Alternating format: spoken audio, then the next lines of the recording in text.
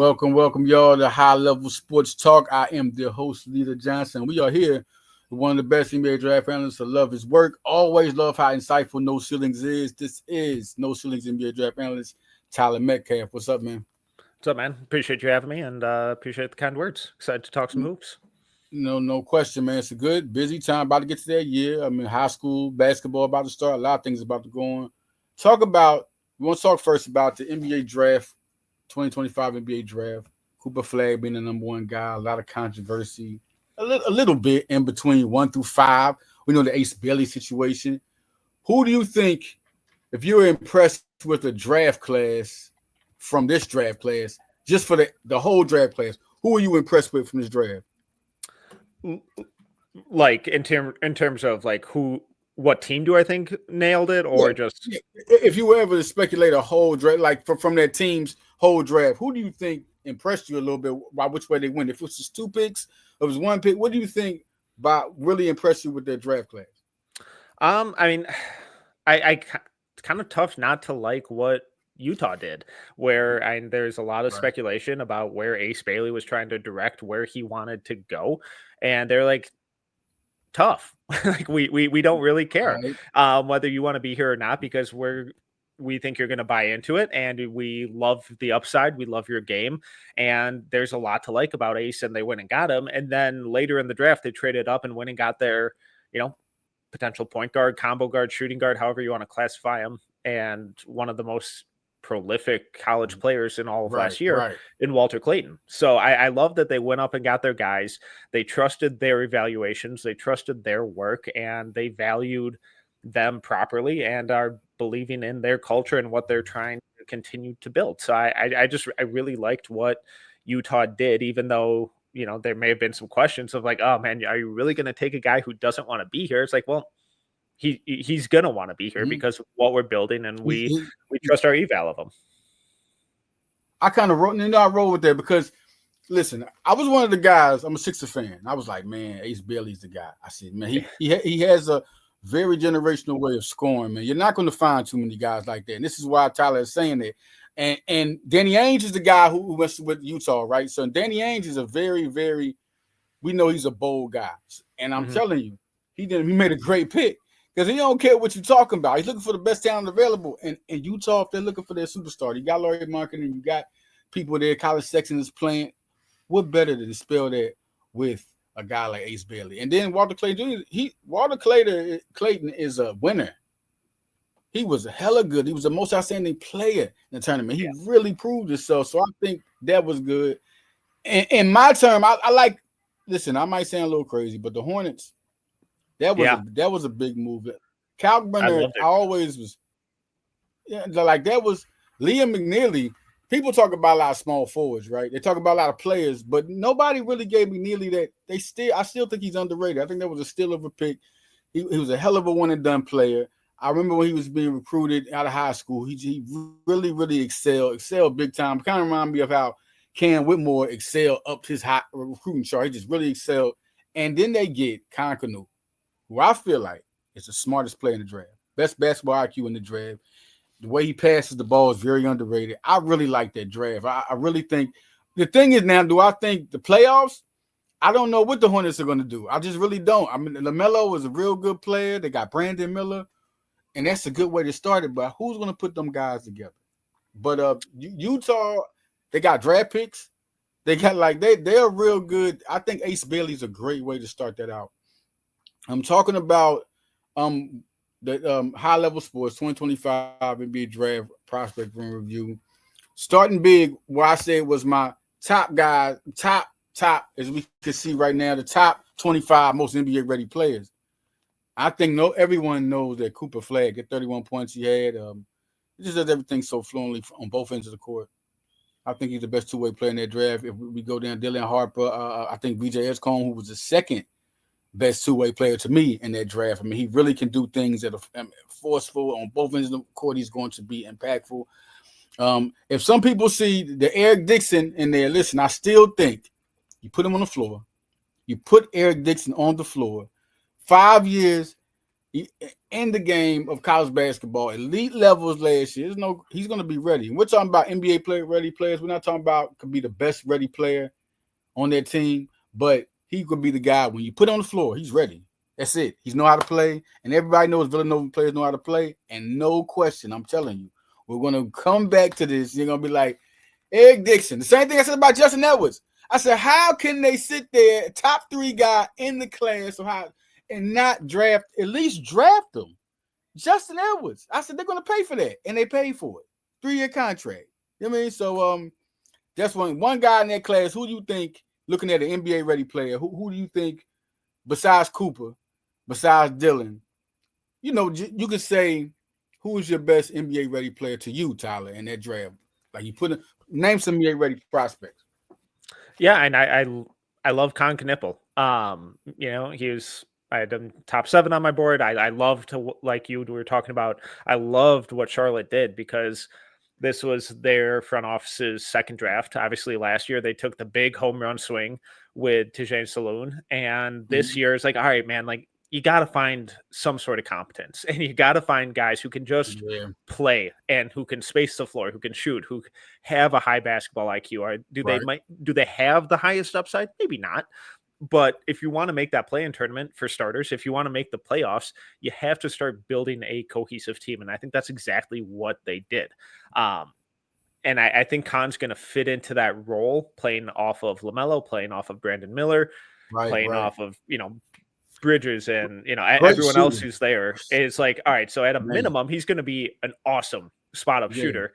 But now at Duke, what he showcased all year was, all right, when you run him off the line, he's not dead in the water. Like he can get to his spots. He's got a nasty floater. He throws a good lob. The 2-man game with him and Kalkbrenner should be really fun.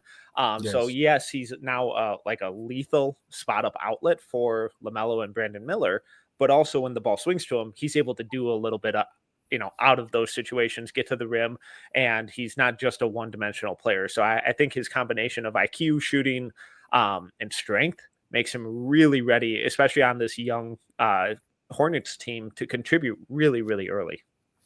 2 guys on this list I'm surprised that, but I heard about Yanni Broom. He was real good in the summer league. He really showed what I meant by a guy who I feel like was one of the most, I think he was a top 20 player to me. I just didn't think how he slipped like that. But I can see when you're not that guy 1 or 2 years in the fold, you tend to kind of go down with the others. And Hugo Gonzalez has a lot of energy, man. I mean, I really see him like, and I'm not saying Ginobili, but the energy when he plays, he knows how to play. Like he really knows how to play, bang hard out there.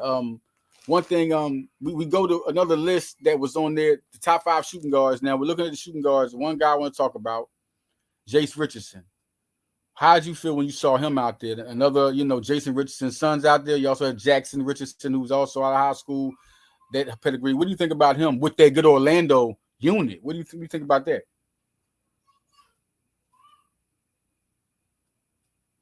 Your microphone. My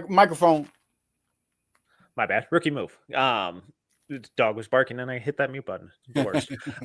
No, so I faced a bit of heat earlier in the season because I was a little critical of Jace when people were having him top 5, top 10. I'm like, I don't see it. Like, he's really small. I love the IQ. I love the scoring craft. I love the top 5, top 10 in the draft. Yeah. Oh yeah. No, yeah. We're talking back in January, and my stance was, I really like him. In a vacuum, I probably like him in the 20s. I think he's going to be a pro. And in certain spots, I like him a lot higher than that. And Orlando was one of those spots where I adored his fit. So I think he went to the perfect spot for him, because I do have questions about whether or not he's a true, classic point guard that can create stuff for other people as a secondary or a second side creator, someone who can, run off screens, DHO, second side pick and roll, that kind of stuff. I think we're seeing continue to grow, which is really encouraging. But being able to play off of Paolo, being able to play off of Franz and those established jumbo creators that they already have ingrained, it's a perfect spot for him, because you can kind of hide him a little bit on defense. They're loaded on defense, and he's at least smart. He fights on that end. He's just small. And then offensively, he can do all that off-ball stuff, be a big-time spot-up shooter, because God knows they need it. So I in a vacuum, I was a little skeptical on Jace, but I think he went to an absolutely perfect spot. And, if we were doing already a redraft or whatever, so, as dumb as that is already, he would probably be higher just based on that fit for me. Good young squad. It's a good young squad. Will Raleigh playing Washington. This is a lot of I don't know what to think about their franchise. So much, a cup of soup of so many guys have been there. They got Cam Whitmore there now. What do you think about Will Raleigh? How he played? He played pretty good. He the same talent he showed out of high school. I mean, he's been recruited by Nova. So many guys, and he looks like. I mean, listen, he can create his own shot. Very physical, tough shot maker. What do you think about Will Raleigh? He's someone who was like a roller coaster for me all year. Obviously early on, lights out shooter, looked incredible, and then it just totally dropped off. Yeah.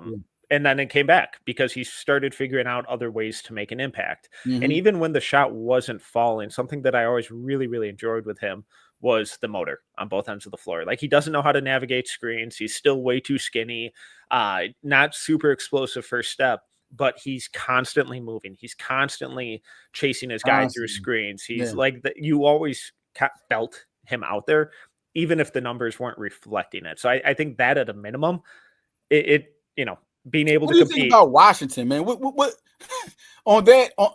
Now I might be a little not, but what do you think about them? What do you think about them moving forward with their young? Have you been able to evaluate their team yet? What do you think about Sarr and them guys? What do you think? I'm still skeptical about Sarr. I think the flashes are really encouraging, but so many guys, man. What I was worried about was his kind of lack of physicality, the inconsistent rebounding, and the lack of shooting. And all of those came to fruition this last year, and I think during summer league. So I'm just not sure if he can play that full-time five. Yeah, he looked better this year. Yeah. So I think the shots are really going to have to come around, but I'm loving what we're seeing from Keyshawn George.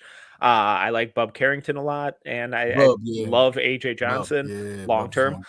But I think Will Riley is hopefully going to be put in a spot where he can play a little bit, and they can be smart about how they use him, because I still think he's a year or two away from playing like real consistent minutes. Right. Lot of skill, love the work rate, love a lot of the intangibles, but man, he's still so skinny, and with young guys, we too frequently forget how important just being NBA ready physically is. Yes. Hugo, what do you think about Hugo Gonzalez? What do you think about him? Just a maniac out there. I love it. That Real Madrid team was loaded this year, so it's not shocking that he got the minutes that he did. And then they kind of used him in a similar way that the Wizards used a guy like Denny Avdia early in his career as just like a spot up shooter, someone to put in the corners. Like, that's not his game. He's not going to be that. If that's what you're trying to make him, you're going to be disappointed. But when you allow him to push in transition, run him off of screens, get him going downhill in movement, and allowing him to be a high level defender, then it's like, all right, now we're unlocking some of the stuff, because all throughout the youth FIBA stuff with Spain, he was awesome in transition. There was some real on-ball creation and decision-making and passing stuff with his game. He just can't shoot it yet. So if they try and make him a spot-up shooter, it's going to be a while until it gets there. But when you try and unlock a lot of the tertiary skills and allow him to be more of an off-ball creator, I think there's some really fun stuff, because you talk about work rate. Holy cow, does that dude play hard. Crazy. Now, the top two guys, we know, real hype guys, 1 and 2 in the country, Dylan Harper. VJ Edgecombe was number 5 in the country out. What did you think of seeing displaying what Dylan Harper brings to a great San Antonio Spurs unit, scary in the future? And VJ Edgecombe, what he brings to this nucleus now that, when everybody can get healthy, this young nucleus with Tyrese Maxey and those guys and McCain. What do you see out of Edgecombe and Harper? I love Dylan, especially like at Summer League. The way he was defending, I thought was awesome. Yeah. I still think he's their long-term point guard. No shade to De'Aaron Fox, awesome player right now, but long-term, I think Dylan Harper is going to be that guy. But I also think he obviously has the size where he can play alongside Fox. And then when we look back at his shooting numbers at Rutgers, that Rutgers team was a mess. But when we look at Dylan's shooting numbers, he was way more efficient off the catch than off the bounce from outside. So I think from just like a spot up standpoint, from a second side creator standpoint, when Fox is running high pick and roll, and then he drives and kicks it, and they're now running a secondary pick and roll with and now it's Dylan Harper either spotting up or attacking downhill against a rotating defense. It's going to be really difficult to deal with.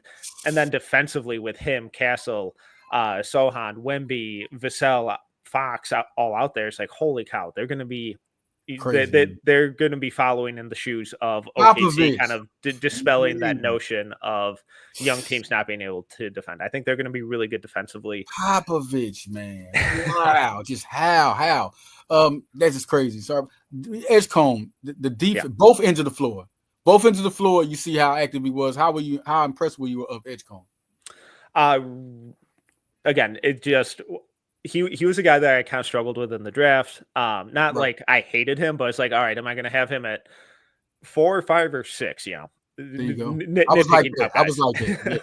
Yeah. Because the left hand needs a lot of work, the handle needs a lot of work, the at rim finishing needs a lot of work. But then you look at the person and the kid and the work rate and the intangibles and the leadership and the desire to be awesome, and it's all there. So it's like, yeah, I can nitpick a lot of this stuff, but he's a freak athlete. He's an awesome defender. I buy the spot up jumper, and he wants to be good. I have like, if it doesn't work with him, it's not going to be because he didn't put the work in. So it's like, as much as anything, I can nitpick all of it, but when it comes to the person, it's hard to really be too worried about any of it. I'll tell you what. Edgecombe really surprised me. He put me more up on him because I was like that on the draft because I wanted Ace Bailey, and I'm looking at people. I'm like, after that, you can go anywhere, you know, between 4 to 8 of somebody going to the third spot. I just thought Ace 1, 2, 3 was Ace. It was Cooper, Dylan, and Ace. That's how I thought. So I didn't know what to put Edgecombe. I thought he was good. I thought he could be good, but man, once he got on the floor on G League. I mean, on Summer League, Jesus, he could hop over anybody. Yeah. Quick hands, very quick IQ, underrated passer, underrated shot. Because remember how Tyrese Maxey was in college shooting the ball. Mm-hmm. We knew how McCain was shooting the ball. I mean, we know how LaMelo Ball was terrible over there in Australia shooting the ball. I mean, so a guy like him, he can shoot. And I think when he gets to the NBA level, this is how fast he was playing. This is how he made his shot the first game, where he was able to pick his shots. I mean, he was very smart with that. So I think he's a hard worker. And now I'm more up on him than I was, because I was like that too coming to the draft. But he really surprised me and put me more into that. I'm going to the next. We go here to the point guard, top 5. Now, look where I got Lillard, and look where I had him last time. I had him number 2 shooting guard. You were just talking about him playing both guards. I really feel like he's the best. He's a top 2 point and shooting guard in this draft. Dylan can be effective on both spots, so that's why I feel like Dylan was number 1. Jeremiah Fears, I loved him coming out of school. He did good in the summer league. He showed you he's a real aggressive, fearless guy. Walter Clayton Jr., we talked about him, a winner, man. He really showed a lot. Really surprised me coming in the tournament. Different guy. Nolan Trejo, I got so much confidence in this guy. I mean, he got Derrick Rose first step. He has that explosion, but man, what is he going to do? Is he going to figure it all out? Same with Igor Denham. Man, 6'8", 6'9", great IQ. And the Nets got both of them. So we go to this list, man. We're going to start first with first I'm going to go with the Dylan Harper thing. Do you think I'm crazy by saying top 2 at both positions? I mean, do you think he can be elite at both positions? Dylan Harper. Yeah, and I'd still lean more towards point. I think he's dynamic getting downhill out of any situation, right. And I think he's such a better passer than people wanted to give him credit for. Right. And he'd be by far my number 1 point guard. Mm-hmm. You know, I'm kind of surprised you didn't have Trey Johnson in there for the 2 guards. But I'm also right there with you with Jeremiah Fears as the number 2 point guard. I had him 6 on my board, fully acknowledging that he's probably going to be bad as a rookie, because a lot of young point guards are, especially ones who have, reclassified up. He should be going into his freshman year, and he needs to get a lot stronger. But I think his frame is really encouraging in terms of what he'll be able to add in terms of physically. And then if or when the shot comes around, it's going to be wild how much that unlocks his game, because the way he gets downhill, the physicality that he plays with. He got to the line a ton in college, but it was very real stuff. And he immediately transferred that sense of physicality, that ability to get into shot blockers, to initiate contact, to finish at weird, difficult angles. He immediately was doing that in summer league. So the game still looked kind of fast for him. There's going to be a really steep adjustment curve for him. But I think once that switch flips and the turnovers get a little better, the shot comes around a little more, that's like, holy crap, this kid is incredibly talented. Trey Johnson, that is a, you know what? Listen, I'm kind of confused. Where do you put him? Where do you put Trey Johnson? That is a play. I knew, because Tyler's one of the best. So he's like, hold up, wait. Where do you? I'm real confused. Like, what do am I wrong? Like, I put Dylan on both, so I'm thinking Trey. I could put, like, am I doing too much? Like, where do you put Trey? Where do you put him? He'd be my number 1 2 guard. Yeah, I don't want him as a primary decision maker. Like, if you're trying to make him, if you're trying to make him a point guard, I think you're going to be disappointed. But I think arguably the best bucket getter in this class, and I do like his passing just from a 2 guard standpoint, not a primary guy. Yeah, this guy he could be rookie of the year this year. I think Trey could have been top 3. I really stopped and was like, the only guy I could see over Ace Bailey, I was like, Trey. I thought the Sixers would go for Trey, but I was like, not a 2 guard. I didn't think they would even go for a 2 guard. But no question. Jeremiah Fears. What do you think of him and going to the Pelicans? Do you think he automatically takes that over, or you think he's the perfect guard to go with Zion Williamson? I think he's going to be bad as a rookie. And I love him long term. I think I love the pick. I would have taken him in that range too, but I think he's going to be bad as a rookie because the defense isn't there, the shot isn't there yet, the strength isn't there yet, and it's really, really, really, really freaking hard to be a point guard in the NBA, especially as a rookie. And 99% of them. And Walter Clayton Jr. Looking at it, do you think? Right. Walter Clayton Jr. What do you think about him his first year? I think he's one of those rare guys where he's probably just ready to go. The shooting versatility is insane. You know, I don't love him as a primary playmaker, but the IQ, the experience, and that scoring versatility with some real sneaky athleticism too. I think he's going to be ready to go, and it won't shock me if he's getting near starter minutes by the end of the year. So you put him over Fears. You would have put him over Fears. I mean, like for like day 1 ready, yeah, probably. But like long term or like full career, I would definitely have Fears higher. That is a difference. That's why I put top 25 most NBA ready. Some people are NBA ready. Some people are just not right now. Now, Trayo and Denham, that's the situation. That was the most surprising whole draft for the like 2 point guards. Like, what do you like about Trayo and Denham, and what do you think about that situation? Who wins out? That's a little crazy. Oh, and they took 3 with Seraph as well. Man, their playmaking numbers were some of the worst in the league last year, and they are clearly desperate to fix that with Seraph, Wolf, Demon, Traore. So I like Denham a lot more. I love the size. I think he's one of, if not the best playmakers in this class. And I do buy the shot to come around to, you know, at least respectable levels, or, you know, slightly above average at worst for his career. Traore, I worry about the physicality that he plays with. I think some of the playmaking stuff is a little predetermined, where he's not necessarily reading the defense, but he's just kind of passing to a spot. But the speed that he plays at, how quickly he gets into an offense, how quickly he, you know, pushes the pace, gets to the rim. I love that kind of stuff. So if his processing speed can catch up to how quickly he plays, then he's going to take a really, really fun turn. I really thought he had the potential to be in that lottery, man, Traore. I really thought he was going to be like Denham. That's going to be really interesting to see. The Nets are a big mess, man, but they're looking for someone to start it and get it started. I think that's real good. I think Denham is one of the guys with the highest ceiling, one of those guys with the highest ceiling in this draft. Some of the guys I'm going to talk about as we get through. looking here and at the top 5 small forwards, Liam McNeely to me he's my favorite. He's the best one. He's always ready. I mean, he answers every call. Freshman season, he gets in the summer league. He's looking good. Like what can you say? Knuble, yes. Listen, if you see him play in the tournament, most smartest player in the draft. He really knows how to play. I think he's the type of guy you put him in a playbook. He's not going to exaggerate it. He's going to do it to a T. He's going to do everything right. Carter Bryant, physically gifted.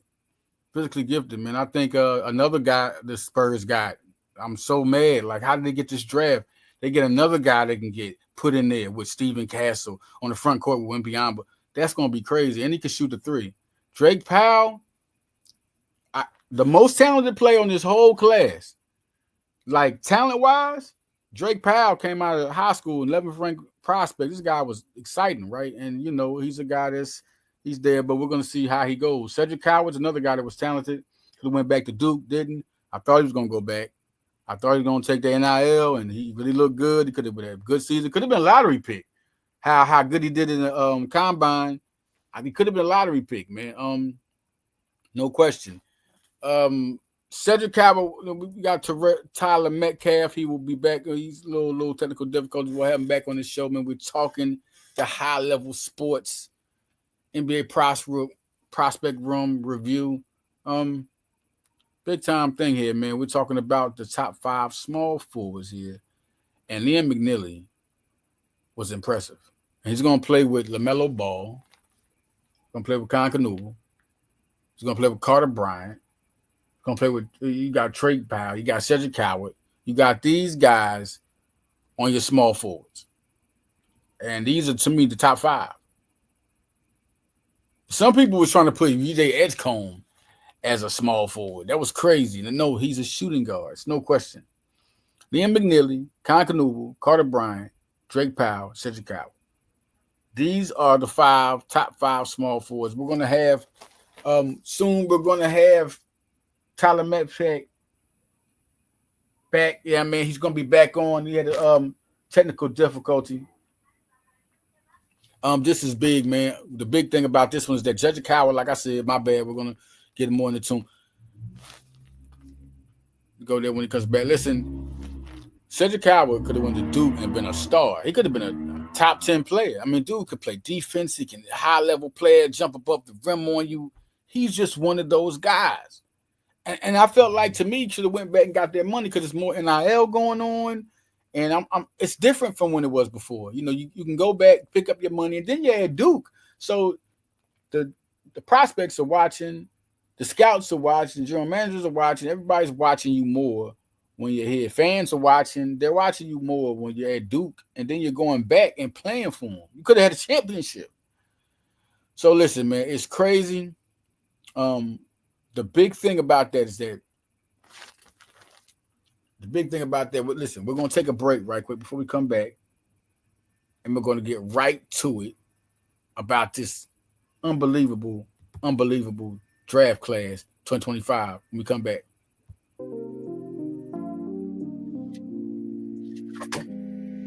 What's up, man? What's up, guy?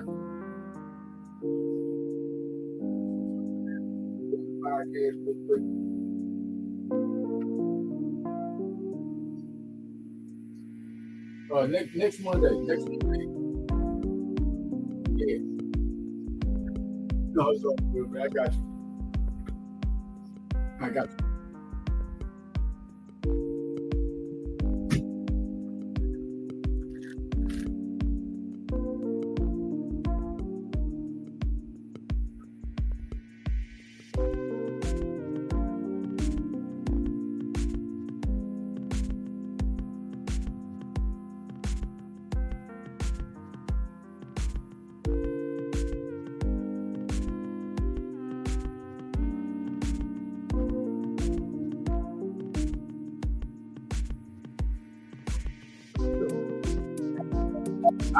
All right. Gotcha. Okay. What's up? You ready? Hey, sorry about that, man. It's never happened before. My bad.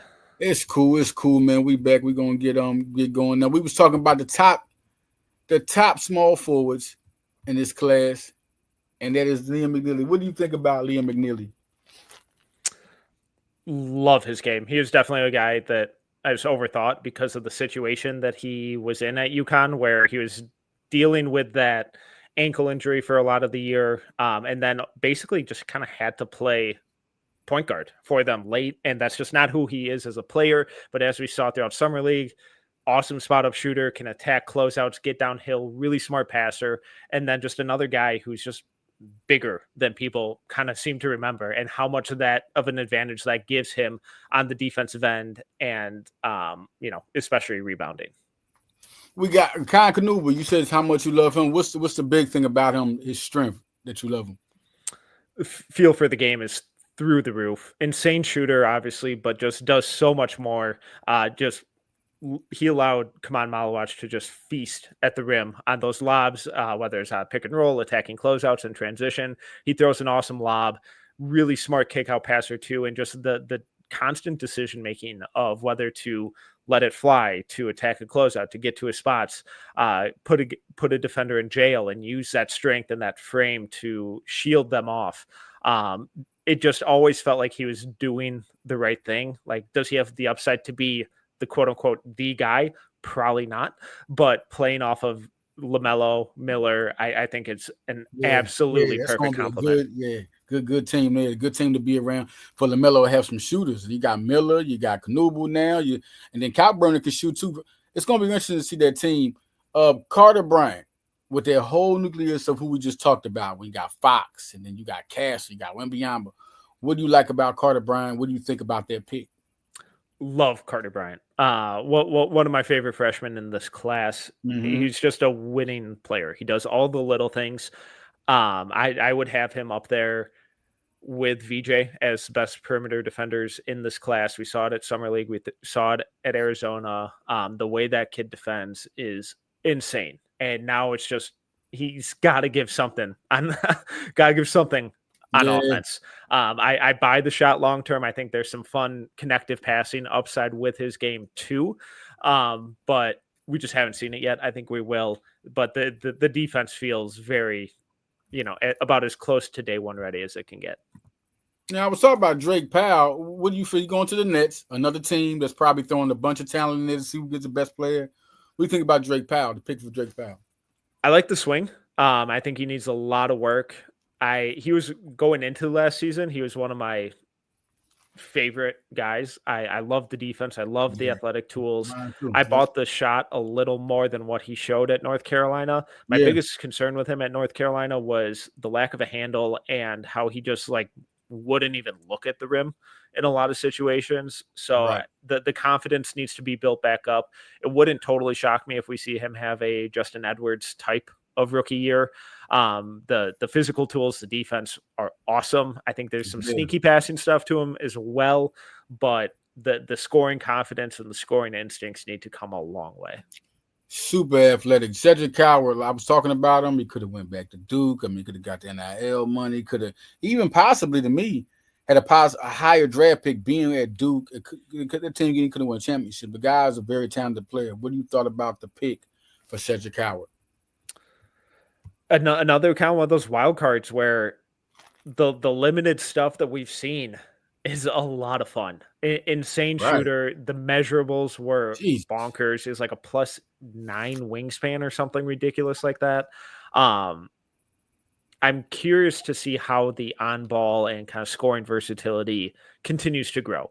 Whether it's is he just a spot up guy? Which, if so, okay. He's an awesome spot up guy, but the way that he operated in the post and some of the mid-range stuff at Washington State and before then was a lot of fun. So I think there's a lot of room for that to grow. And then if he gets a little more disciplined and consistent on defense, which I think he will, his impact is going to really be fun. Looking at the next is the centers here. The centers, I want to talk about them because the first one, I heard it was so much. I heard people was comparing them to Embiid. I was like, oh man, come on, man. I know how talented he is, but I kept hearing the Embiid, and I'm like, man, he's not. That's a little far fetched. Hassan Yang, another guy, Hanson Yang, to me is the most talented. I mean, he's from overseas to him getting in Summer League. I think Summer League tipped the scale for me. I saw a lot of talent that, I mean, very, very, very impressive tunnel vision with passing. John Behringer kind of looked like Rudy Gobert to me. He did a little. I He mean, did. this is what I saw. Ryan Kalkbrenner, like I say, I'm always impressed with him because this year he improved his shot, and I think that's always improved. And Maxime Renard might be the most athletic out of those guys. I don't, I was really impressed with him at the combine. I just feel like we'll see what happens. It was a real athletic group of centers. What do you feel about? Let's start with the first one. What do you feel about Malak? Yeah, and I'm not going to put the Embiid expectations on him. That feels just like you're setting the kid up for failure. Not you, but whoever throws those out. Right. I think there's some all defensive upside with him. It's just the consistency has to get a lot better. I'm fascinated to see how he defends in Right. space at the NBA level because it was a little too inconsistent. The highs and like when he really sat down and moved his feet and was able to keep the ball to one side of the floor and didn't have to flip his hips. It was Powerful. Some of the stuff was awesome. Yeah.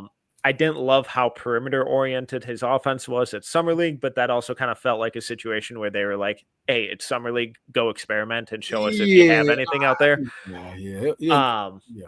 So I think he's going to be really good, but I think it's also really important to remember how good the rest of that Duke defensive team was, where even when you had Malwatch kind of getting lost in space, then you had Cooper Flagg rotating over as the weak side rim protector. So easy, yeah. And a lot of other, Tyrese Proctor and Khan and, just a lot of other really talented defenders out there as well. Yang was a guy that I probably just totally missed on. Biggest shock of the draft. But I love that they went and got their guy. They're like, hey, screw it. We love him. We're taking him. And he was really fun at Summer League. He's going to be one of these guys where it looked a little more polished and refined and mobile than what I saw. And agree. Yeah.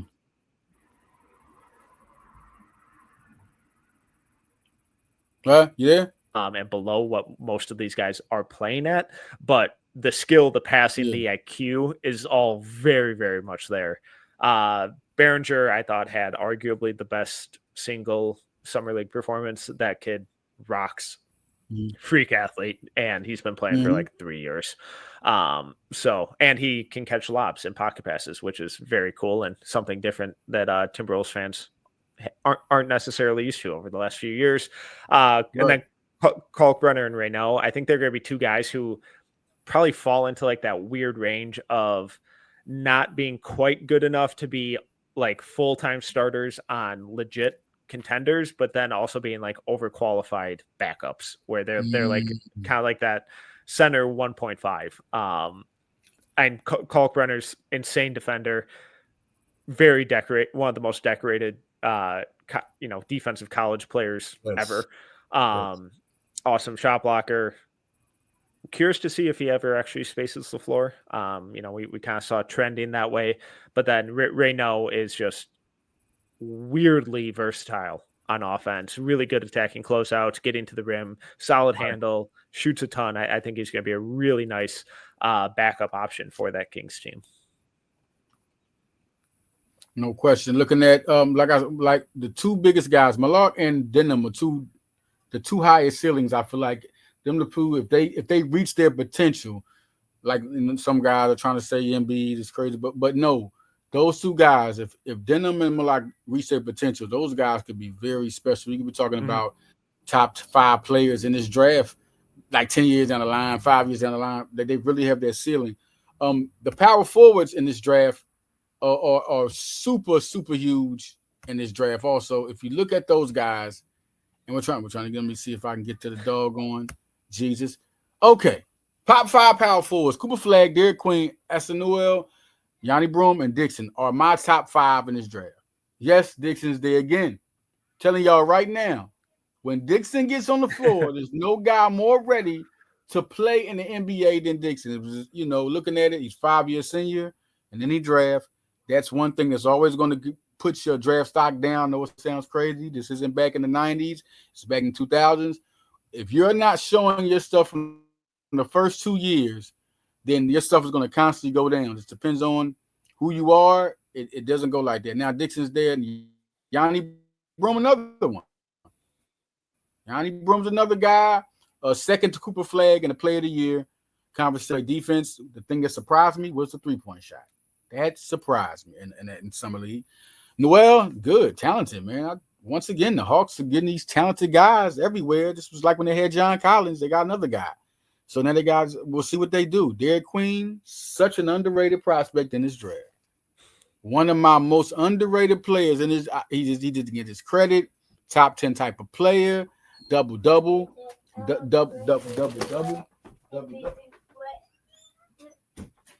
And looking at a guy that can double like that, it's really something big to see if he'll be the type of guy that can help Zion Williamson.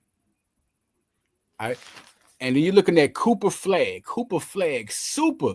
We know who he is. So break down this top 5 to me, Tyler, on each guy and what you like about them both and what impressed you about them. And then, even though Eric Dixon is here, tell me what you like about Eric Dixon, what you think. He is with the Lakers. Just tell me what you think about this top 5 right here. No, I love you calling your shot on Dixon, because he's a little more of an acquired taste for me. I'd probably have him a little bit lower, but the way that he shot the ball this year was like, oh my goodness, and that alone can get you on the floor. Now you factor in the size, the IQ, the experience, and being able to, if he can do the rest of the little things on offense and defense while shooting at that same type, he's probably going to get minutes and he's probably going to make the team. So just having that elite skill from day one is just does such wonders for rookies, and he definitely has that. Broom was a guy that I struggled with because I didn't necessarily of course, yeah. I didn't love his game, and then after every game, I'd be like, man, that performance kind of sucked. And then you look at the box score, and he's got like 25, 14, 5, and 2. It's like, where did that come from? So it's like, all right, he may not be my cup of tea, but all the guy ever does is produce and puts up numbers. So one of those throwback guys. Sorry. One of those throwback guys, Yeah. He's done too spectacular, but just everything, a little bit of everything the right way, Yeah, and if that outside shot really does, if that's a real development in his game, and he's able to carry that over, he's gonna be a staple rotation guy. I'm fascinated to see what Newell looks like, because I'm still not sure whether they want him to be a power forward or a center or, probably some sort of mix of both. But I'm really excited to see him in NBA spacing because he plays so hard. He can get downhill. I do buy the shot to an extent. Not prolific, but good enough. And then I think as a defender, there's so much more there, especially when you go back to the Montverde film. He was such a good defender on that team. Yeah. And I think we'll see a little more of that when he's able to kind of defend in NBA space, but then also like rolling and cutting on offense with NBA space and not cutting into another guy who's just cemented on the block down there. I think will do him wonders. Derek Queen is a guy I really struggled with. The offensive tools are so much fun. They're insane. I think he's a better passer than people wanted to give him credit for too. Right. Surprised me. Yeah. That Montverde tape with his playmaking, nasty stuff. Go check it out if you haven't. I don't know who he defends. I really, really worry about the defense. I feel like that showed up a lot in summer league. I hate that he's injured, especially for as long as he is. Always hate that. I want him to be good. I just don't know how he defends. Okay, defense. But that's something to respect right there. We're going to see a lot of these guys young, and they're going to get in there against these athletic guys that have been there. Got to be ready. Got to definitely be ready. Yeah, and there are flashes of him being a good defender. That's all it was. It was a couple flashes, a couple games, and it's like, man, I need that to be way, way, way more consistent. So. Right. No question about that. And I definitely respect that type of part of the game, looking at guys to defend. I mean, that was a big thing about Markelle Fultz. That was a big thing about Dennis Smith Jr. when they came into the draft. Could they defend? And I'm really very surprised about the Dennis Smith Jr. not being as good as he's supposed to be. Now, we go here until we go to 2026 draft, 20 NBA draft. I will talk to you people about that. The 2026 NBA draft. International players in the draft. Who you think is your favorite international player in this draft? Oh, I the probably number one name right now is Kareem Lopez playing for New Zealand Breakers.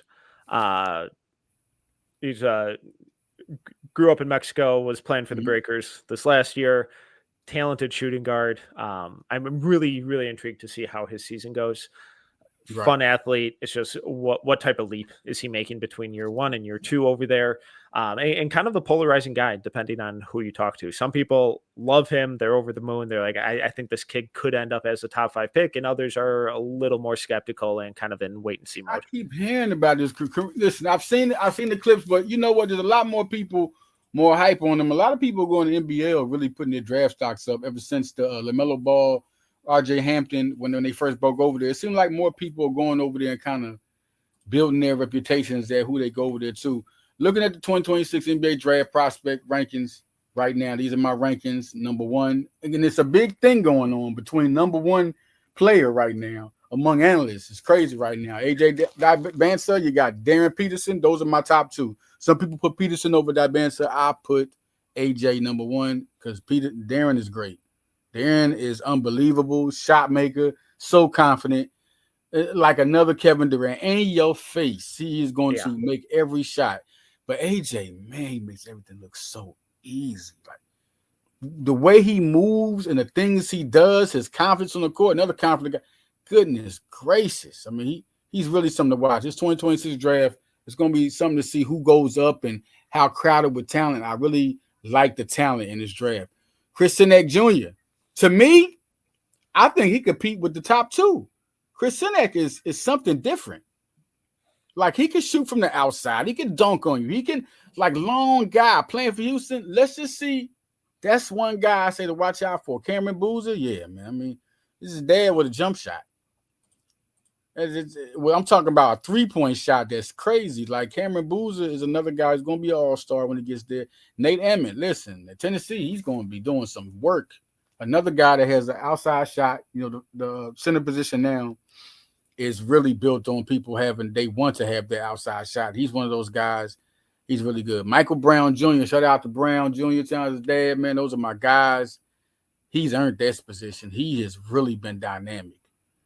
I mean, he's really, if any guy can go up there and compete and be mentioned that could go up higher and maybe make you grab a guard, it could be Michael Brown Jr. This man has done it from the 53-point game he had. Listen, Michael Brown Jr. is a guy to watch out for. Malik Thomas is my 7th guy. A lot of people, I'm looking at some it's crazy right now. I want to really say this and point this out. I'm looking at a lot of prospect boards, and that people are smart. This is not but I think y'all need to look at Malik Thomas a little. Please look. Malik Thomas, number 1 player in PA, went to Arkansas, going to be in the backcourt with Darius Acuff Jr. That's going to be crazy. Stupid on the hill in Arkansas. The Razorback fans are going to love that. But Malik Thomas is a guy. I'm talking about a guy that can definitely be mentioned in the top 5 when it's all said and done, when it's over with. Y'all going to see him talk about Malik Thomas. Yaxel Lindenborg, I think top 10 for sure.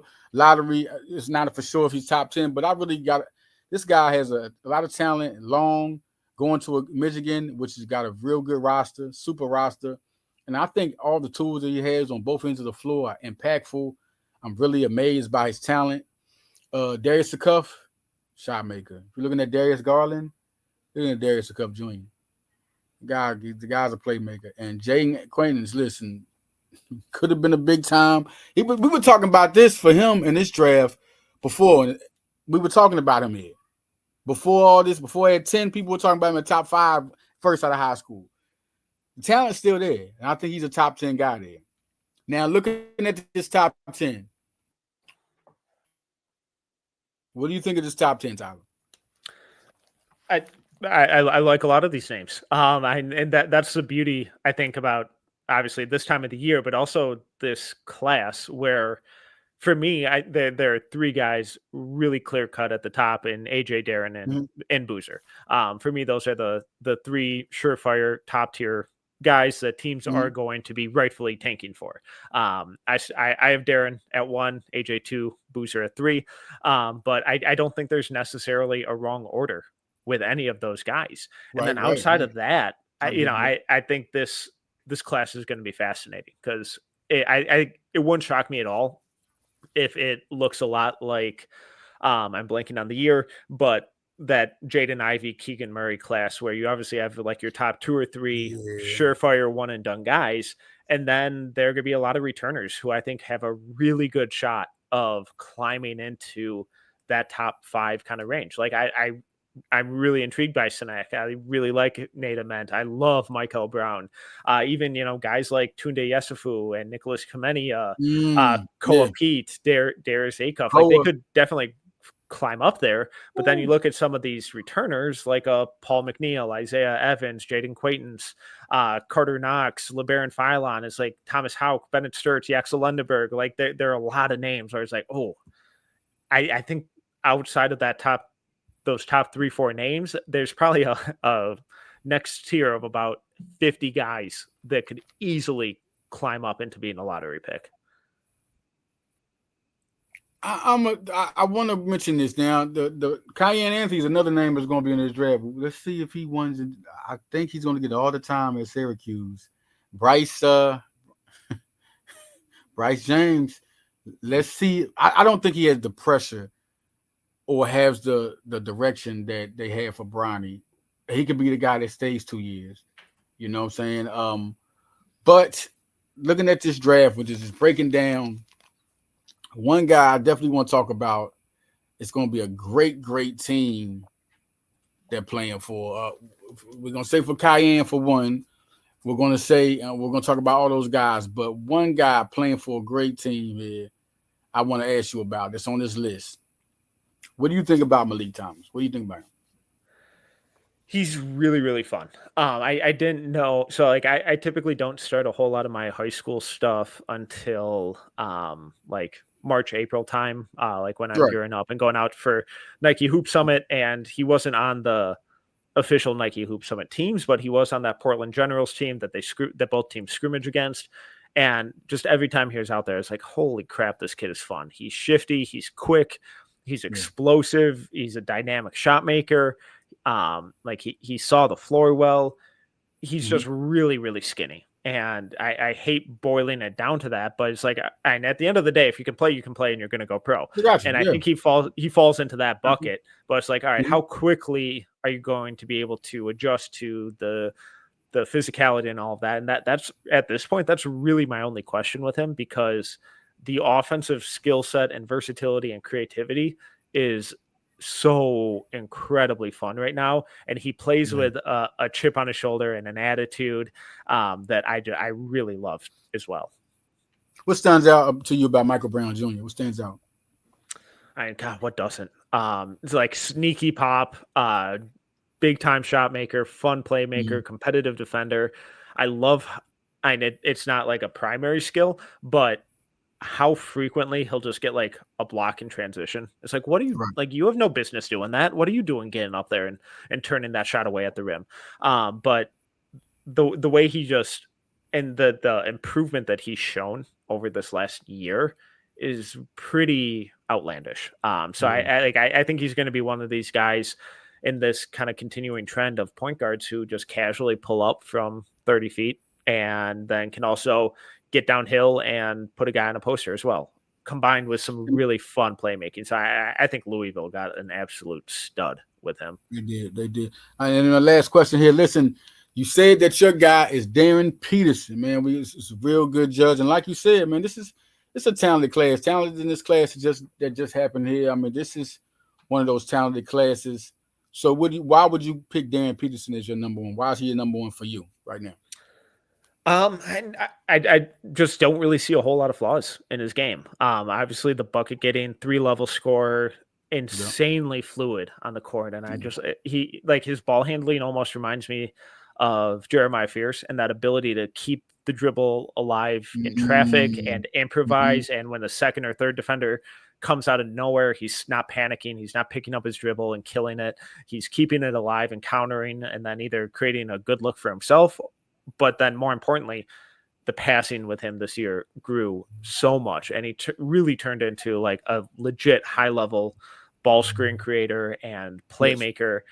And all of that offense, like on the offensive end, I'm not sure what the, obviously you can get a little bit more efficient and stuff, but you're a high schooler and you're the guy. I expect some bad shots. They all take them. So it's like, I'm not sure what on offense, what the weakness is. Defensively, I love the ground coverage. When he wants to defend, he's a nasty defender.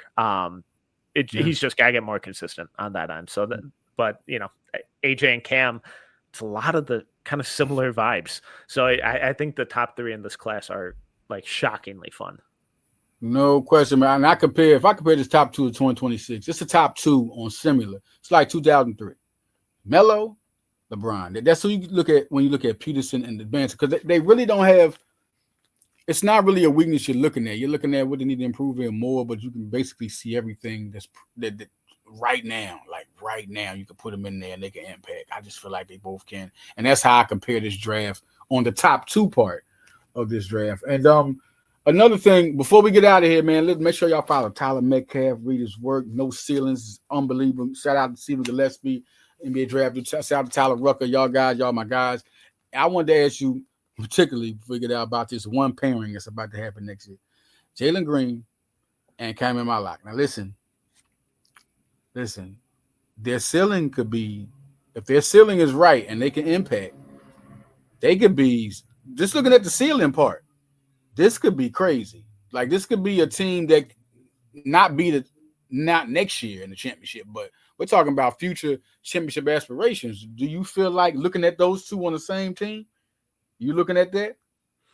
I love how the Suns, or I love that the Suns took Malawach. I think he, as like a baseline rim protector, I think he gives them something that they've never had recently. Just that sense of size, rebounding, rim running, rim protection, I think is so crucial and is going to make life so much easier for Booker and Jalen Green. And then having him as that pick and roll partner as well, I think is going to unlock a lot of stuff with Jalen. I loved a couple of the flashes in the playoffs that we saw from him, but it's like, all right, man, like that. When is that consistently coming? And I think Devin Booker is going to be an awesome guy for him to learn from and figure out those daily habits and figure out that day-to-day consistency in his game. Because once he gets there, once he gets there, it's going to, I'm hoping that leap comes. So obviously we're hearing it about Jalen, what a lot of people say about, we're hearing it again. Now, listen, I always believed in them since, shout out to the Green family, Marcus Green and all them. Listen, a good family, but listen, man, everybody's waiting for that. Because I thought he was going to do it before Anthony Edwards. I swear I thought, because remember the 2020 high school class was like historical. It was so many people that came out of there, from RJ to Anthony, Evan came out of there. A lot of people reclassified. Johnny Juzang, with so many guys. Now we were looking for this from Jalen. And it's like, now it's like people, when you get in the pro, they start forgetting more and more about who they thought you was. And I'm just, man, I believe in him so much. But, man, at his peak, looking at him, right, Tyler, at his peak, what do you think Jalen can be? If he reaches the ceiling, if he reaches what we thought he could be, what do you think he could be?